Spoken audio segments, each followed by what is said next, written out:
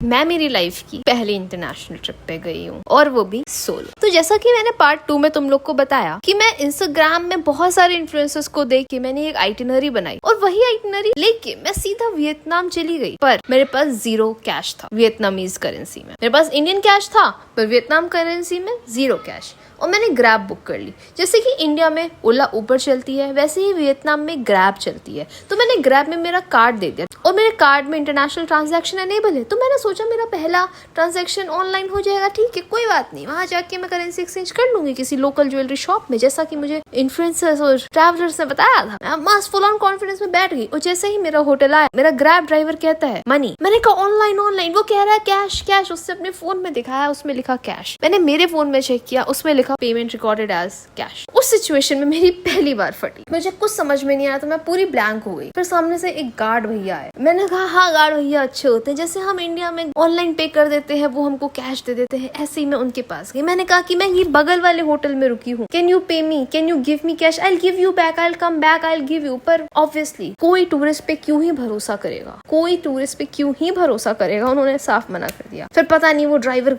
बीच सड़क में चिल्ला रहा है और मुझे कुछ समझ में नहीं आ रहा मैं क्या करूं भाई। जो हालत खराब हुई है ना मेरी उस टाइम पे। फिर वो गार्ड भैया ने उस ग्रैब ड्राइवर को बताया बेंथन मार्केट के बारे में कि वहाँ पे आपको बहुत सारी शॉप्स मिल जाएंगी जहाँ करेंसी एक्सचेंज हो जाएगा। और मैं एकदम खुश क्योंकि यूट्यूब में एक इन्फ्लुएंसर ने भी यही तो बोला था मुझे, बेंथन मार्केट, वहाँ तुमको ज्वेलरी शॉप्स मिल जाएंगी जहाँ तुम्हें बेस्ट एक्सचेंज रेट्स मिल जाएंगे। मैं एकदम खुश बैठ गई, हाँ भाई चलो अब चलते हैं। जैसे ही पहली ज्वेलरी शॉप में मैं रुकी उन्होंने मना कर दिया। उन्होंने बोला हम यहाँ पे करेंसी एक्सचेंज करते ही नहीं है। मैं कह रही हूँ भाई पर यूट्यूब में इंडिया में एक यूट्यूबर कह रहा है तुम करते हो, तुम कैसे नहीं करते हो। उन्होंने कहा बगल वाली शॉप में आप जाइए। इस टाइम मेरी दूसरी बार फट, पर ठीक है मैं बगल वाली शॉप में गई। मैंने उसको अपनी नोटों की गड्डी दिखाई, मैंने कहा करेंसी एक्सचेंज। उसने INR देखते ही बोल दिया नो। भाई कहती है ओनली $। ये सुन के मेरी तीसरी बार फट। वो ड्राइवर मेरे को ऐसे गुस्से में देख रहा है कि मैं भाई कोई बहुत बड़ी क्रिमिनल हूँ, मैंने इसको बहुत गंदा स्कैम कर लिया, इसको मैं पैसे नहीं देने वाली। वो मेरे पीछे पीछे घूम रहा है, पता नहीं क्या बड़बड़ा रहा है भाई, वो पता नहीं अपनी ही लैंग्वेज में। फिर मैं सोचा भाई भाड़ में जाए, पैसा कटना जो होना है